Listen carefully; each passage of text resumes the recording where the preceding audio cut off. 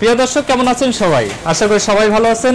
দেশ এবং দেশের বাইরে থেকে এই মুহূর্তে যারা আমাদের এই প্রতিবেদনটি দেখছেন তাদের সবাইকে জানাই আরএস কৃষি টিভির পক্ষ থেকে প্রীতি ও শুভেচ্ছা। দর্শক আজ আপনাদের নিয়ে এসেছি নওগাঁ জেলার পুষা থানায় একটি দেশি কবুতর খামারে। দর্শক কেমন সুন্দর কবুতর খামার হয়তো আপনারা খুব কমই দেখেছেন। আরেকটা বিশেষত্ব হচ্ছে আপনারা উপরে দেখতে পাচ্ছেন যে আমরা যেই মাটি কাটার কাজে যেসব এগুলো ঝুড়িগুলো ব্যবহার করি বাঁশ দিয়ে তৈরি, এখানে কিন্তু সেই বাঁশের তৈরি ঝুড়ি ব্যবহার করা হয়েছে।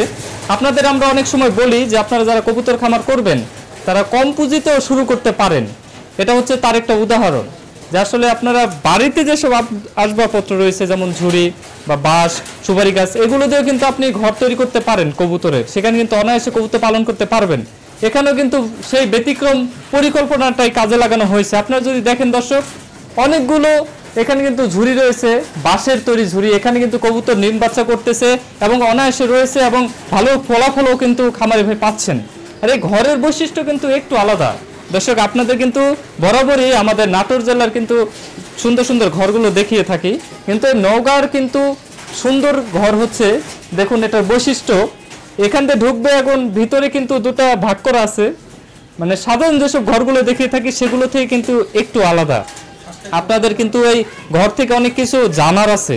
এই ঘরটা কিন্তু খামারে ভাই আমাদের জানিয়েছেন যে 1 ফিট বাই 8 ইঞ্চি কিন্তু তারা ভিতরে মাপটা দিয়েছেন, কারণ ভিতরে কিন্তু পর্যাপ্ত জায়গা। যদি একটু ভিতরে দেখেন আগে থেকে কিন্তু এখানে খড়কুটা দিয়ে রাখা হয়েছে কবুতরের সুবিধার্থে। আমরা অনেক সময় দেখি আটকে পালন করলে কবুতরের জন্য খড়কুটা দিয়ে রাখা হয়, কিন্তু এখানে বাসা তৈরি করার সাথে সাথেই কিন্তু খড়কুটা দিয়ে রাখা হয়েছে। এখানে কিন্তু 60টারও অধিক খোপ রয়েছে আপনারা দেখতে পাচ্ছেন। আর এটি কিন্তু ঘর স্টারের দুচালা যে ঘরগুলো থাকে আমাদের সাধারণত বাড়ি ঘরে, তেমনই কিন্তু তৈরি করা হয়েছে। যেহেতু এখানে দুচালা ঘর উপরে, এটা কিন্তু ভালো একটা ব্যবস্থা করা হয়েছে। দর্শক আসুন আমরা এখন এই সুন্দর কবুতর খামারের যিনি মালিক তার সাথে কথা বলি, কেন তিনি পালন করছেন এবং কবুতর পালনে কেমন সম্ভাবনা দেখছেন সব জানবো। আসসালামু আলাইকুম। ওয়ালাইকুম আসসালাম। ভালো আছেন আঙ্কেল? আছি আলহামদুলিল্লাহ। আচ্ছা, আপনার সুন্দর খামারে এসে আসলে মন ভরে যাচ্ছে। আপনি ব্যতিক্রম আইডিয়া আসলে যেখানে কাজে লাগিয়েছেন আর সফল হচ্ছেন, এটা একটু জানবো এবং দর্শকদের জানাবো। তারা যদি কবুতর পালন করে কি জাত পালন করবে, কিভাবে পালন করবে এবং কোন পরিস্থিতিতে পালন করবে। প্রথমে আপনার নাম এবং ঠিকানাটা একটু আমাদের বলে দিন। আমার নাম মাহমুদুল হাসান শাহ, আমি শ্যামনগর পোস্টা নওগাঁ। আচ্ছা, নওগাঁ। হ্যাঁ, নওগাঁ। আচ্ছা, আপনাদের এখানকার কি ঘরগুলো একটু আলাদাই হয়? একটু আলাদা দেখতেছি। আসলে আমরা কোথাও থিওরিক্যালি নেইনি, এটা আমি নিজে ব্যক্তিগত উদ্যোগে ঘরটা বানাইছি। জানি না কতটুকু স্বাস্থ্যসম্মত হচ্ছে কি হচ্ছে না, এটা যদিও আমার একদম জানা নাই। মানে এসে আমাকে জিজ্ঞাসাবাদ করে যে আসলে কোন উদ্যোগে কিভাবে করতেছেন। আমার এখানে সব গোটাটা ব্যক্তিগত উদ্যোগ। এখানে কোনো আমি ফার্ম মালিকের সঙ্গে পরামর্শ করি নাই।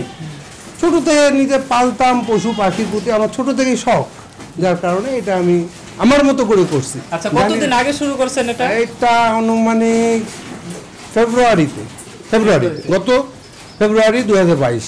আচ্ছা, তাহলে 5 মাস পার হয়ে গেছে অলরেডি। তো আমি এখনো সফল না। হ্যাঁ, এটা দেখে বুঝতেছি কেবল তো শুরু। কবুতর পালনে এত সহজে সফলতা পাওয়া যায় না, কিন্তু অনেকে নিচে ছোট ঘর করে বা মাছা পদ্ধতিতে কবুতর পালন করে। আপনি পরিত্যক্ত ছাদে তৈরি করেছেন, মাশাআল্লাহ অনেক সুন্দর। কিন্তু এই আইডিয়াটা কিভাবে আসলো? ছাদেই কেন পালন করতেছেন? আসলে আমি ছাদে করতেছি এই জন্য, আমি সাইটে অফিস থেকে আমি ছাদটাকে ফলো করি। এই ছাদটা আমার বেকার পড়ে আছে, এখানে কিছু করা যায়। তা আমি কি ভাববো পোল্ট্রি করি, তাতে কিনা উপরে তো পোল্ট্রি করা খুব মুশকিল হতে পারে, যার কারণে ভাবলাম যে কবুতর করি। এই তো কবুতর আল্লাহর রহমতে সেট করছি। ফার্স্টে আমরা আবদ্ধ ঘরের মধ্যে করতাম, এখন আমরা সব সেটার দরজা খুলে রাখছি, প্রায় নিজের মতো করে বাইরে আবার আসে।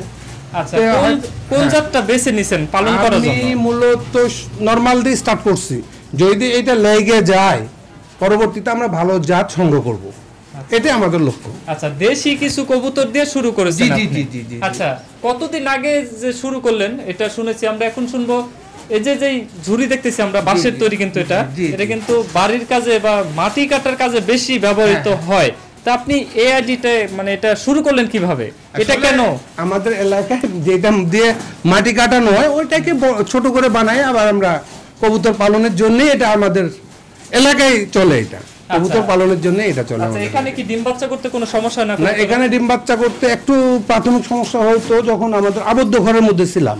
তো এখন আমাদের ঘর উন্মুক্ত, যার কারণে ডিম বাচ্চার জন্য আর তেমন কোনো সমস্যা হয় না। তো এখন ডাল সিজন, যার কারণে এখন একটু বাচ্চা কম হচ্ছে। আচ্ছা, অনেকে কিন্তু প্লাস্টিকের ঝুড়িতে এই স্টাইলে পালন করে।